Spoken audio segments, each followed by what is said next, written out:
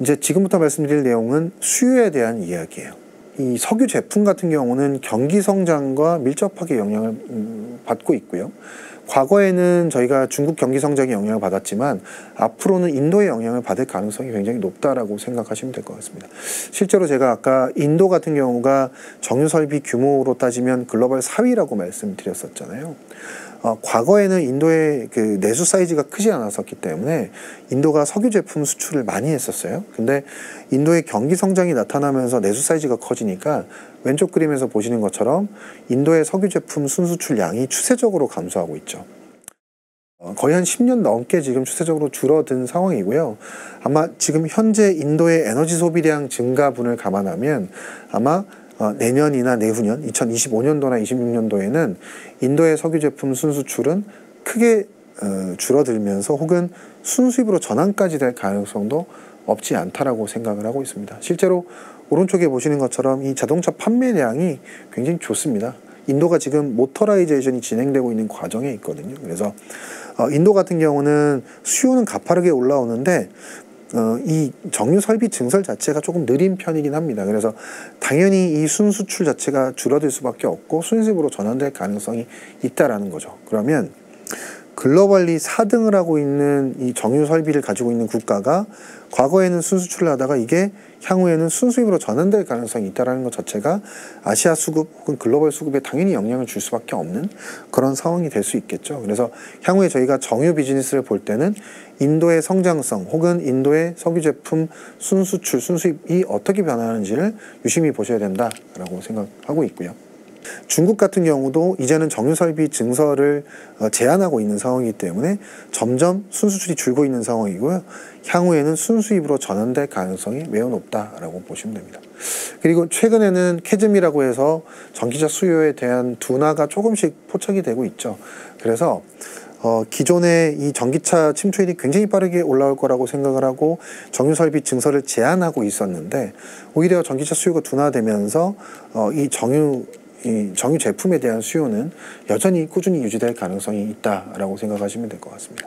그래서 지금까지 제가 말씀드린 게 정유 비즈니스를 보실 때 이 산업이 지금 어떻게 돌아가는지에 대한 내용을 말씀드렸는데요. 정리를 해보면 공급은 제한적인 상황이고요. 향후에 인도나 중국에서는 과거에는 순수출이었지만 향후에는 순수입으로 전환될 가능성이 있고 이게 결국은 아시아 수급 혹은 글로벌 수급에 긍정적인 영향을 줄 수 있기 때문에 우리나라 업체들 같은 경우는 향후 한 2, 3년간은 타이트한 수급의 수혜를 누릴 수 있는 그런 모습이 나타날 수 있다라고 생각을 하고 있습니다.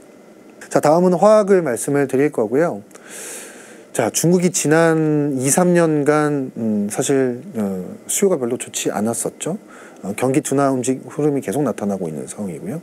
근데 중국이 이제 올해 연초부터 시작해서 최근에도 부양책을 강하게 지금 드러내고 있는 상황이고 대표적으로 이구환신 정책이 거기에 해당을 하죠. 그러다 보니까 왼쪽에서 보시는 것처럼 중국 자동차 판매량은 이미 작년에도 성장을 했고요.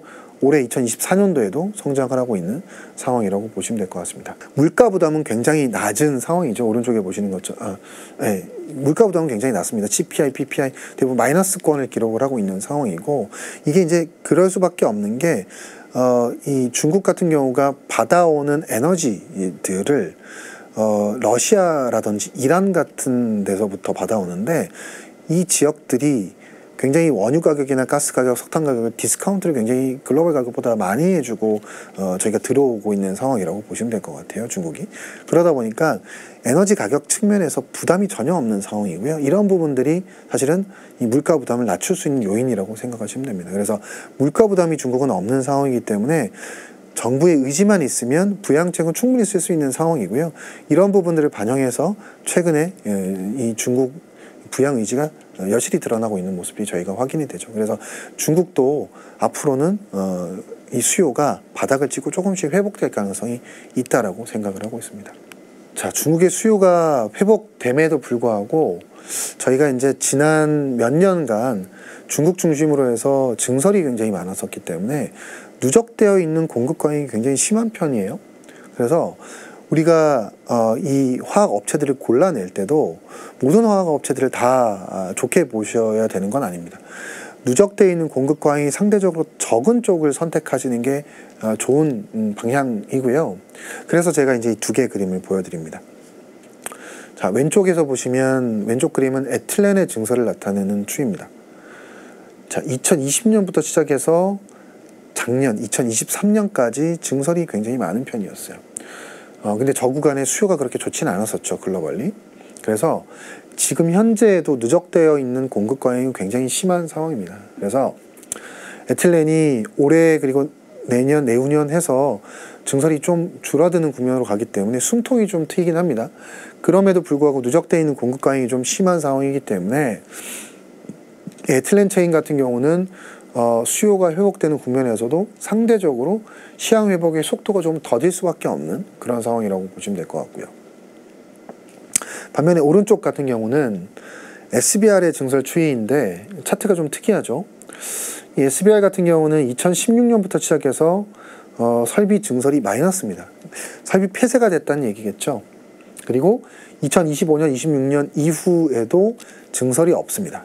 그래서 결론적으로 이 두 개의 차트를 비교해 보시면 누가 공급 부담이 없냐라고 하면 당연히 오른쪽에 있는 SBR의 공급 부담이 훨씬 덜할 수밖에 없을 거고요.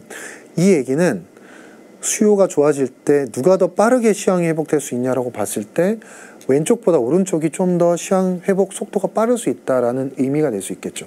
그 얘기는 어닝이 올라오는 속도도 더 빠를 수가 있다라는 얘기가 될 거고요. 그래서 우리가 이 수요 회복에 대해서 강도를 가늠할 수가 없기 때문에 결국은 공급적인 부담이 좀 더 덜한 쪽을 선택하는 게 편안한 선택이 될 수가 있는데 제가 볼 때는 오른쪽에 보시는 SBR과 같은 제품들을 제품을 하고 있는 업체들을 선택하는 게 좋은 선택지가 될 수 있다라고 말씀드리고요. ABS 같은 경우가 가전제품 만드는 데 사용되는 원재료예요. 그리고 자동차의 내장재에도 사용이 되고요. 지난 한 2, 3년간, 3, 4년간 증설이 많았죠. 그래서 사실 업황이 지금 좋지 않습니다. 근데 2024년, 25년, 26년 넘어가면서는 증설이 큰 폭으로 줄어든단 말이에요. 그래서 숨통이 좀 트입니다. 그래서 수요가 좋아질 때 그래도 ABS 같은 경우는 조금 더 좋아질 수 있는 여지들이 있죠. 그리고 중국이 이구환신이라든지 이런 정책들의 직접적인 수혜를 볼 수도 있기 때문에 조금 시황 회복 속도가 빠를 수 있어요. 근데 이제 오른쪽에 보시는 PP 같은 경우는 그 전까지도 한 4, 5년간 증설이 많았는데 25년, 26년도에도 증설이 많습니다. 거의 한 6, 7년, 7, 8년 동안 계속 유사한 정도의 증설이 계속 있죠. 누적되어 있는 공급 과잉도 심하고 앞으로도 부담이 좀 있다라는 얘기예요. 그래서 시황 회복될 때 이 PP 같은 경우는 회복되는 속도가 조금 느릴 수 있겠죠. 그래서 저희가 이제 앞으로 중국 경기가 좋아지고 글로벌 경기가 좋아지면서 사이클이 회복된다라고 가정을 해봤을 때 어떤 제품들 하는 업체를 골라야 되냐라고 하면 이건 무조건이에요. 공급 부담이 적어질 수 있는 그런 제품들, 그런 업체들 위주로 고르셔야 된다라는 거고요. 그런 관점에서 이 지금 보신 차트들을 이해하시면 좋을 것 같습니다. 자, 지금까지는 제가 어닝에 대한 이야기를 드린 거고요. 자, 이제부터 말씀드릴 거는 밸류에이션에 대한 이야기를 드릴 거예요. 주가라는 게 결국은 어닝과 밸류에이션의 이 함수인 거잖아요. 지금까지는 어닝을 말씀드린 거고 이제는 밸류에이션에 대해서 말씀드릴 건데 과거에 이제 석유화학 업체들이 가장 밸류에이션을 많이 받았을 때가 PER로 15배, 20배씩 받았었고요. 그거는 10년 전 중국의 경기 성장이 나타날 때 중국의 성장 밸류에이션을 받았다라고 보시면 됩니다. 근데 이제 그러면서 우리나라가 이제 그 중국향 비중을 늘리면서 밸류에이션을 그렇게 받았던 건데 중국이 자금률이 올라가면서 이제는 중국이 자금률이 올라갔고 우리가 중국향 비중이 좀 많이 떨어진 상황이죠. 거기다가 중국의 경기 성장, 밸류에이션 이런 것들도 많이 떨어져 있는 상황이고요. 그래서 근본적으로 지금 우리나라 석유화학 업체들의 밸류에이션이 낮을 수밖에 없는 건 이런 다양한 요인들이 혼재하고 있다라고 보시면 될 것 같은데 그러다 보니까 중국이 아닌 이 다른 성장 동력을 찾아야 되는데 그게 인도가 될 가능성이 높다라고 말씀드린 겁니다. 인도 지금 시장 밸류에이션 아시겠지만 PER로 20배가 넘습니다. 어제 기준으로 24배 정도 하고 있다라고 하는데 글로벌리 가장 비싼 밸류에이션을 받는 시장이죠. 그래서 우리나라 화학업체들이 과거에는 중국으로 보내면서 중국 밸류에이션을 받았지만 앞으로 만약에 인도로 물량들을 보내면서 이 비중이 계속 늘어난다고 하면 우리나라 화학업체들이 인도의 밸류에이션을 받을 가능성도 높아질 수밖에 없는 거예요. 그래서 우리나라 화학업체들의 밸류에이션을 논할 때는 인도를 빼놓고 얘기할 수가 없거든요. 그래서 제가 지금 보여드리는 게 우리나라가 화학 제품을 인도로 얼만큼 보내는지를 나타내는 차트라고 보시면 됩니다. 자, PVC가 인도양 수출 비중이 제일 커요. 대략 한 절반 정도를 인도로 수출하니까 굉장히 이거는 인도 경기 성장의 큰 수혜주죠. 그리고 인도 같은 경우가 지금 2023년도에 주택 판매량이 30%가 늘었고요. YY로 문바이 같은 경우는 50%가 늘었다고 하니까 엄청나게 지금 주택 수요가 폭발하고 있는 과정이 있습니다. 건설 붐이에요, 인도 같은 경우는. 당연히 앞으로도 인프라 투자가 늘어날 수밖에 없고요. PVC에 대한 수요는 지속될 수밖에 없습니다. 그리고 지금 저희가 인도로 대략 한 50%를 수출하고 있는데 이 비중이 더 늘어날 가능성도 배제할 수는 없죠.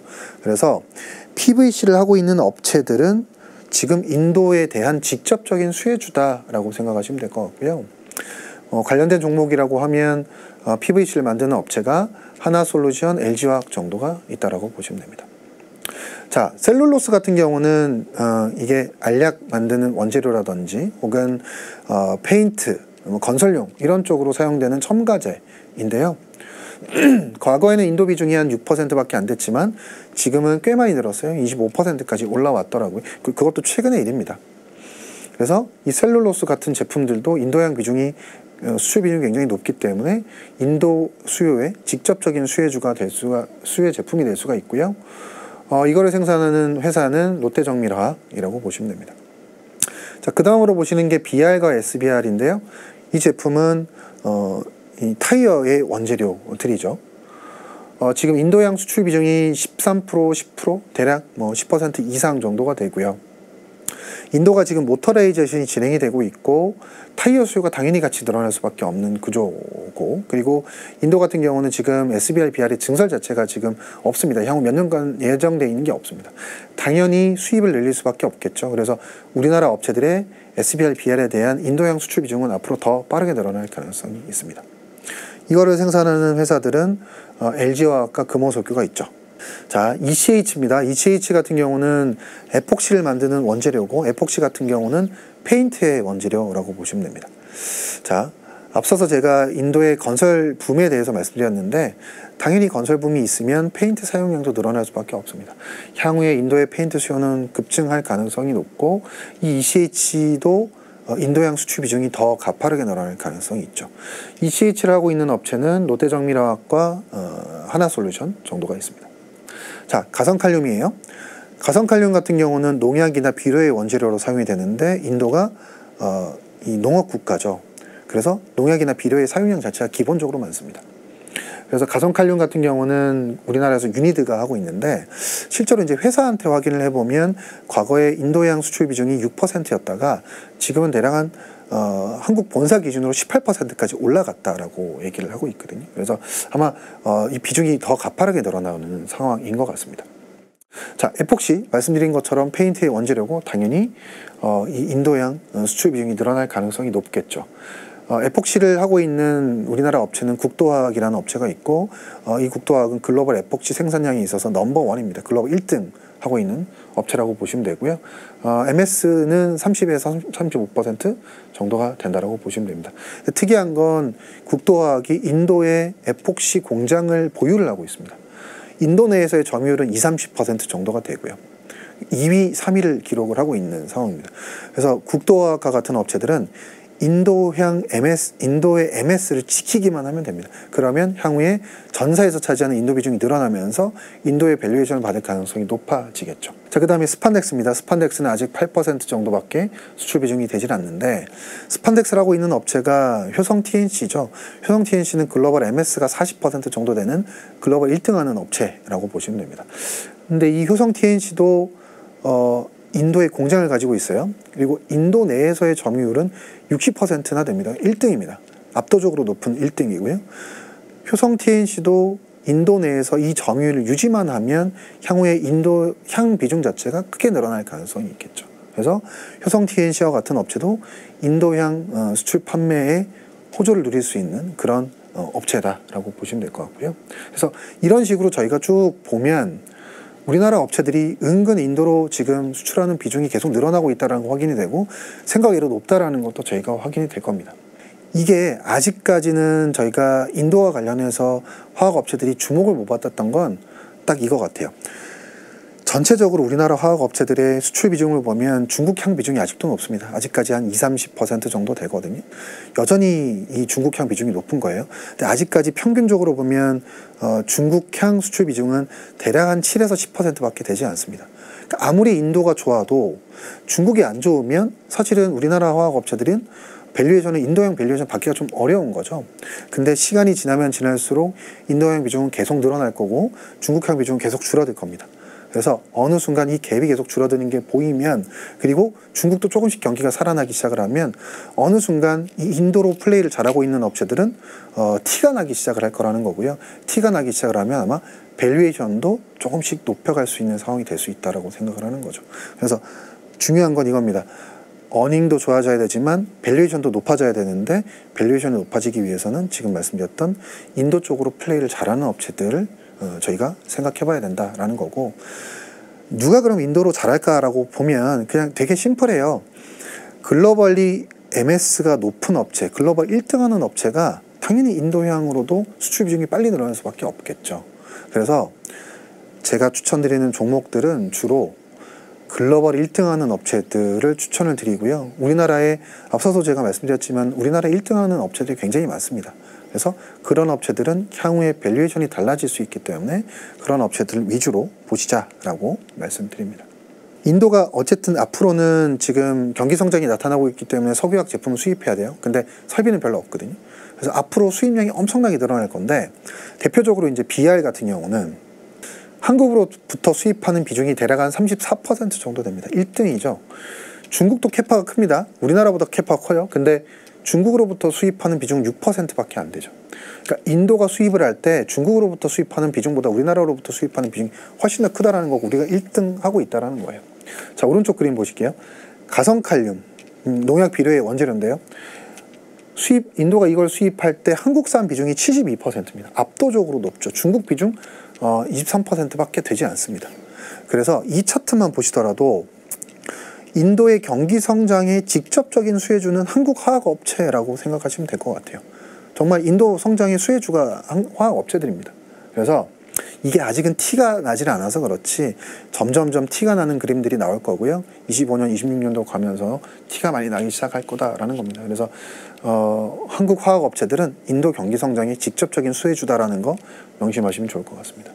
최종적으로 이제 주요 기업들에 대해서 좀 정리를 해보면, 이 정유업체들 같은 경우는 대부분 다 비즈니스 모델이 유사하죠. 근데 이제 최근에는 이 모델 변화를 시도를 하고 있습니다. 이제 예를 들어서 SOL 같은 경우는 다운스트림으로 내려가려고 하면서 샤인 프로젝트를 진행하고 있고요. 그리고 SK 이노베이션 같은 경우는 최근에 SK ENS 합병을 결정을 했죠. 그래서 이 원유 비즈니스, 석유 제품 비즈니스에서 추가적으로 가스나 가스 발전 비즈니스를 애드하고 있는 상황이라고 보시면 될 것 같고요. 이 SK 이노베이션은 추가적으로 SK온을 통해서 배터리 비즈니스도 하고 있는 상황이죠. 그리고 GS 칼텍스 같은 경우는 SOL과 마찬가지로 NCC 프로젝트를 진행을 하고 있습니다. 그래서 기본적으로 정유업체들은 이 정유 비즈니스를 바탕으로 해서 어떤 업체들은 석유화학으로 넘어가고 어떤 업체들은 2차 전지 비즈니스로 넘어가는 그런 모습을 보이고 있다라고 보시면 될 것 같고요. NCC 업체들 같은 경우는 LG화학, 롯데케미칼, 대한유화, 하나토탈 뭐 이런 업체들이죠. 이런 업체들 같은 경우는 최근 들어서는 이 업황이 너무 안 좋다 보니까 구조조정에 대한 얘기가 나오고 있고, 공동생산이라든지 이런 것들에 대한 정부의 이 의지들, 구조조정에 대한 의지들이 조금씩 표출되고 있어서 그 부분들은 저희가 조금 체크할 필요가 있을 것 같긴 합니다. 그 NCC 업체들 중에서도 이제 대형 업체들, LG화학 같은 경우는 NCC에다가 배터리나 배터리 소재 비즈니스를 지금 추가하면서 사업 다각화를 진행하고 있는 상황이고요. 하나솔루션 같은 경우는 태양광 비즈니스를 지금 키워나가고 있는 상황이죠. 근데 롯데케미칼 같은 경우도 이제 동박 비즈니스 같은 걸 추가하면서 배터리 소재 산업에 진출을 하고 있는 상황이고요. 그래서 한국의 대형 화학 업체들 같은 경우는 지금 NCC를 기반으로 해서 사업 포트폴리오를 다각화하고 있다라고 보시면 될 것 같고요. 그 다음에 이제 중소형 업체들, 제가 아까 말씀드렸던 1등하고 있는 업체들이라고 했던 금호석유, KCC, 효성첨단소재, 효성 TNC 이런 업체들은 다운스트림 제품들을 하는 업체들인데 이런 업체들은 기본적으로 캐파를 좀 늘리거나 아니면 신사업들을 조금씩 붙여나가는 그림들을 보여주고 있는 상황이거든요. 그래서 이런 업체들 중에서 성장 동력들이 조금 더 눈에 띄게 보이는 업체들은 또 추가적으로 밸류에이션이 올라갈 수 있기 때문에 그런 업체들도 좀 유심히 보실 필요가 있겠다라고 말씀드립니다.